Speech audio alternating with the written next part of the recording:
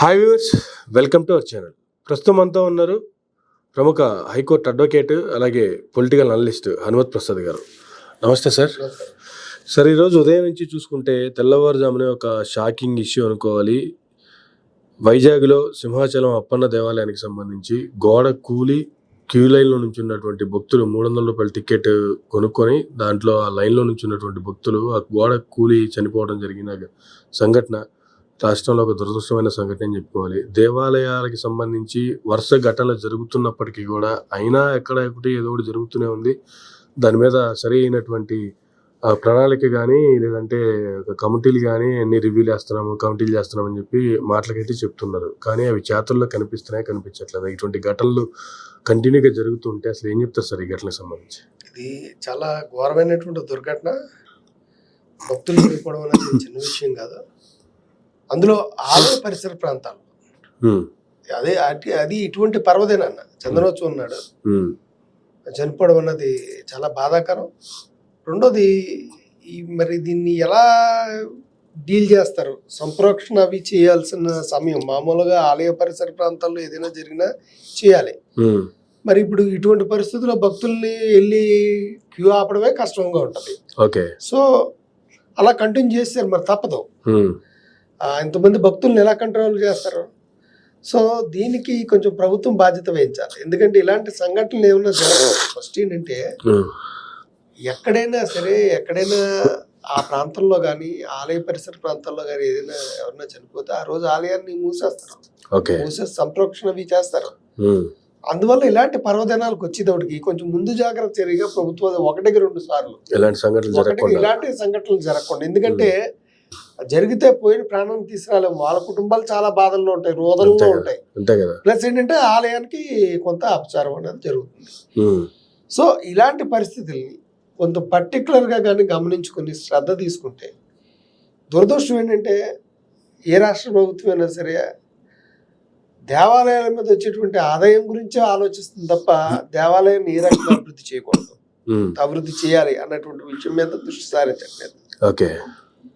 ఇప్పుడు వస్తున్నటువంటి సమాచారాన్ని బట్టి ఈ గోడని ఈ మధ్యనే కట్టినట్టుగా 3-4 days అవుతున్నాడు కట్టినట్టుగా వస్తున్నాయి. అంటే అంత డొల్లతనం ఏంటి? అంత స్ట్రాంగ్ గా ఇప్పుడు ఆదాయాన్ని తీసుకుంటున్నప్పుడు ఇప్పుడు సింహాచలం దేవస్థానానికి ఉన్న భూములు ఇంకెక్కడా లేవు, తిరుపతి కూడా లేవు.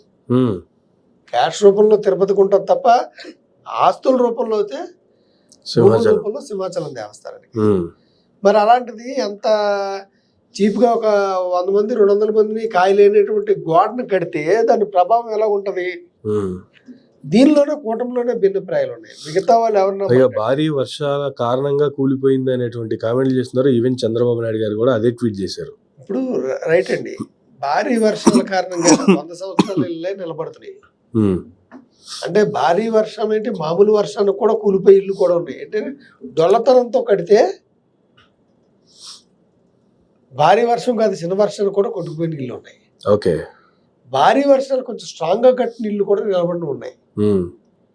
ఈ రకంగా 4 రోజుల క్రితం కట్టినటువంటి ఇది భారీ వర్షాలు కొట్టుకుపోయిందంటే విశాఖపట్నంలో చాలా కొట్టుకుపోవాలా భారీ వర్షాలకి.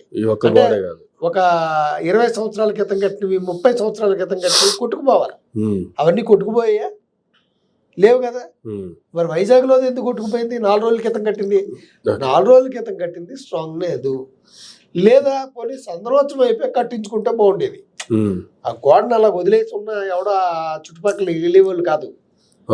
ఏదో టెంపరీగా ఏదో షెడ్ లాంటిది ఏదో వేసి గోడ కదా ఈ పడిపోదు కదా అనే భావనలో వాళ్ళు ఉంటారు. తోపులాట్లు అవి జరిగిన 4 మనుషులు దొత్తే పడిపోయిందంటే వాళ్ళ కట్టడం ఎలాగుందో చూడండి. ఆ 4 రోజులకే నానిపోయిందంటే.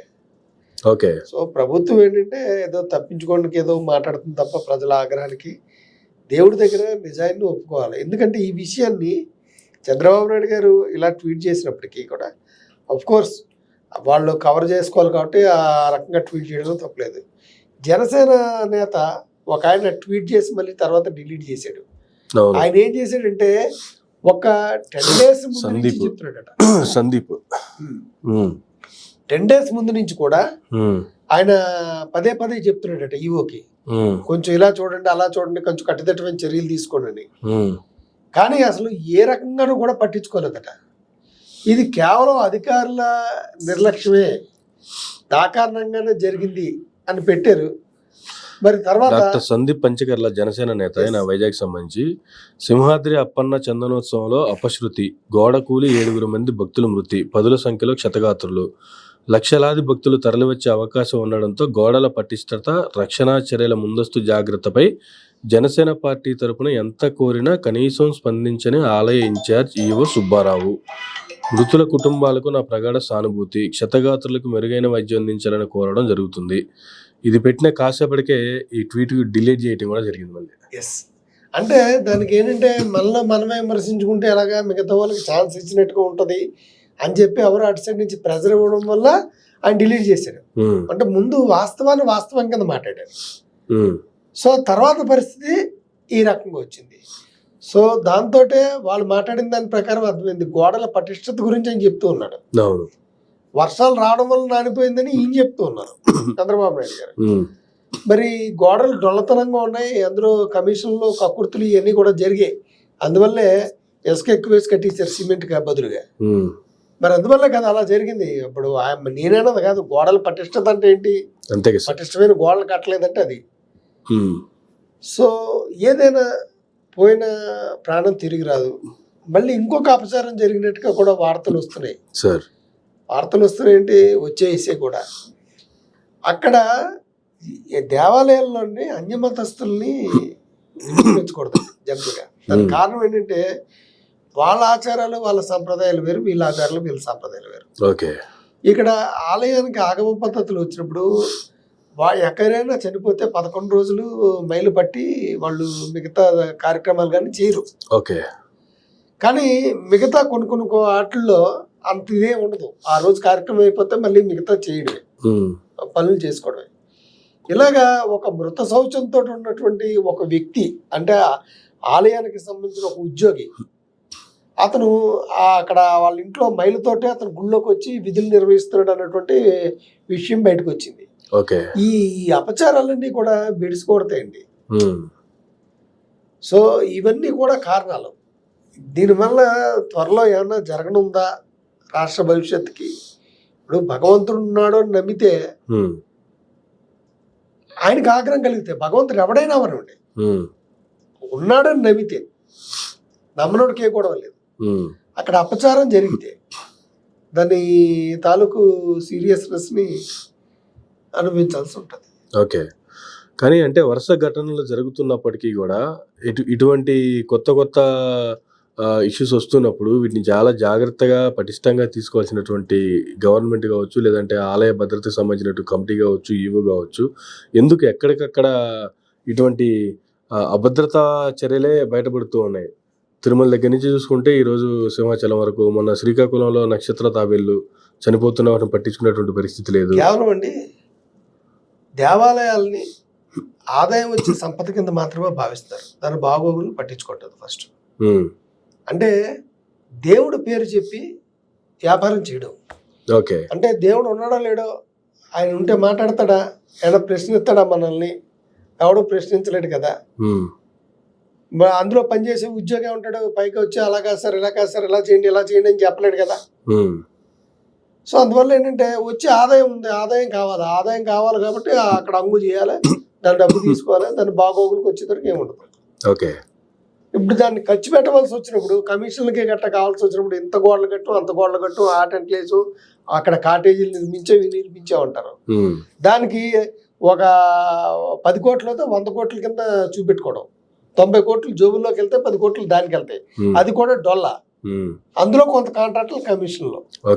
ఇవన్నీ పోయి ఏంటంటే ఈరోజు ఆ స్థితి వచ్చిందంటే, ఆ గోడకి ఆ పరిస్థితి వచ్చిందంటే స్ట్రాంగ్గా కాంక్రీట్గా వేసి కట్టకపోవడం వల్ల ఆ పరిస్థితి వచ్చింది. అంటే ఎన్నో వందల సంవత్సరాల నుంచి ఉంది కదా ఆలయం. మరి ఆలయానికి అన్ని వందల సంవత్సరాల నుంచి వెళ్ళినప్పుడు ఏమైనా గోడ పడిందా? వందలాది సంవత్సరాల క్రితం కట్టిన గోడలు పడ్డాయా? ఈ గోడే పడిపోయింది. మరి వర్షం అంటే అన్ని చోట్ల పడుతుంది కదా. 4 అన్ని చోట్ల వదిలిపెట్టండి, ఆ టెంపుల్ దగ్గర భారీ వర్షం పడింది అనుకున్నప్పుడు ఆ టెంపుల్ కి సంబంధించిన మిగతా గోడలు కూడా కూలిపోవాలి కదా. కూలాలి కదా, ఎప్పటి నుంచో ఉంటున్నవి అవి. అంటే అప్పుడు కట్టిన వాళ్ళలో ఉమ్, ఏ రకమైనటువంటి కుళ్ళు కుతంత్రం కానీ ఉమ్, కమిషన్ల కక్కుర్తి కానీ లేక భక్తితోటి మనం తీసుకున్న కూలికి తగ్గ పని చేయాలా, ఆ భగవంతుడు మనకి ఇచ్చాడు అన్న ఉద్దేశంతో జనరల్ గా అలాంటి పని చేసేటప్పుడు కూలి గురించి ఆలోచించరు, ఆ పని చేసే భాగ్యం మాకు లభించిందన్న భక్తి భావంతో చేస్తారు పనులు. అది ఇక్కడ భక్తి అన్నది లేదు. ఎక్కడైనా సరే ఒకటే, మనకి ఏది వస్తుంది, మనకి ఏది రాదు. ఉమ్, వచ్చే పని అని ఉంటే కానిచ్చాడు. ఉమ్, ఇప్పుడు ఎలా ఉంటుందంటే, ఒక పార్టీ వచ్చాక ఏ పార్టీ అనేది కాదు, ఇటు కాంగ్రెస్ అవనండి, వైఎస్ఆర్సీపీ అవనండి, తెలుగుదేశం అవనండి, ఈ పార్టీలు వచ్చాక కొంతమంది ఏంటంటే కాంట్రాక్టుల కింద అవతారాలు ఎత్తేస్తుంటారండి. ఉమ్, వాళ్ళకి నిజానికి అసలు కాంట్రాక్ట్ వర్క్ ఏం రాదు. ఓకే. కాంట్రాక్టుల కింద అవతారం ఎత్తే అక్కడ ఎమ్మెల్యేనో లేకపోతే మినిస్టర్ గారు ఎవరో తెలుసు, వీళ్ళు మున్సిపాలిటీలో కాంట్రాక్టర్ కింద ఏదో పడేస్తారు ఎక్కడో సర్టిఫికేట్ తీసుకుని. ఓకే.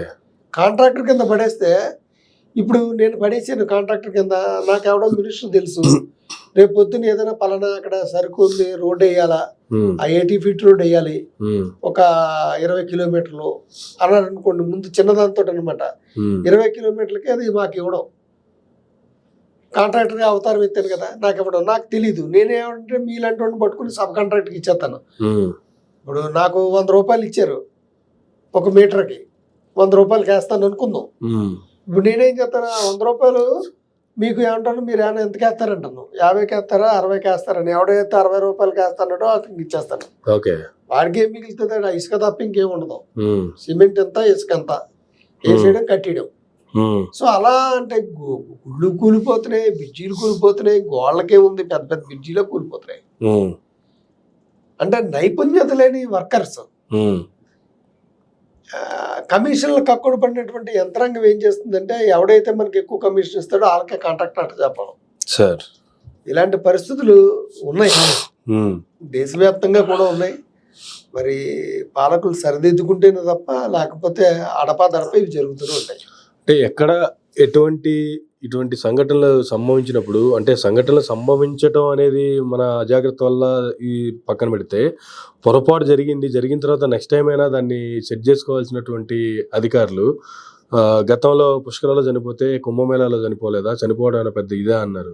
రీసెంట్గా ఆవులు చనిపోయినప్పుడు కూడా ఇంట్లో మనుషులు చనిపోవట్లేదు అనేటువంటి టీటీడీ చైర్మన్ గారు మాట్లాడుతున్నటువంటి మాటలు, ఒక బాధ్యతాయుతమైనటువంటి పదవుల్లో ఉండి ఇలాంటి మాటలు మాట్లాడటాన్ని, అంటే ప్రజల క్షేమం మీద కావచ్చు, ప్రజల రక్షణ మీద కావచ్చు బాధ్యత ఉందనుకోవాలా, లేదంటే ఓన్లీ అధికారం మీద, లేదంటే దీని మీద మాత్రమే బాధ్యత ఉందనుకోవాలా? ఇప్పుడు మీరు అడిగినటువంటి ప్రశ్నలకి కొన్నిటికి సమాధానాలు ఉండవండి. ఎందుకంటే ఒకటి జరిగిపోయింది, నా తప్పిదం వల్ల జరిగిందని ఎవడైనా తన భుజాల మీద వేసుకుంటాడా? వేసుకోడు.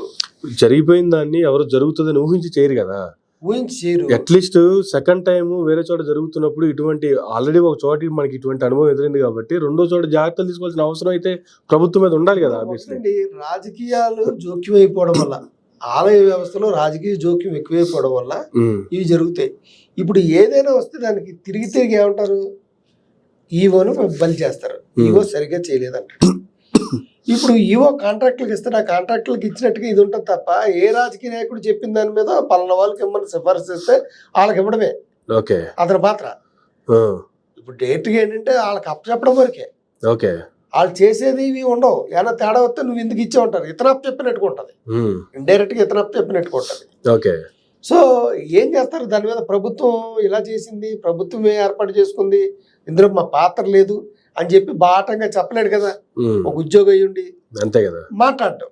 ఇప్పుడు ఇది ఇటు ఖండించడం అతను సపోర్ట్ గానే మాట్లాడటం, ఈ మాట్లాడకపోవడం వల్ల ఎవరికి నచ్చిన రకంగా వాళ్ళు మాట్లాడుకుంటారు. సో ఇక్కడ జరుగుతుంది అది, ఒక పద్ధతి లేదు, పాడు లేదు, ఒక వ్యవహారం లేదు. ఎవరి నోటుకు వస్తే వాళ్ళు రాజకీయ నాయకుల దగ్గర మాట్లాడుకున్నట్టుగా మిగతా ఆలయ వ్యవస్థల దగ్గర కూడా మార్చుకోవడం. మీరు అన్నారు చూసారు, ఆవులు చచ్చిపోతే ఎవరిళ్లలో చచ్చిపోవట్లేదు అన్నారు.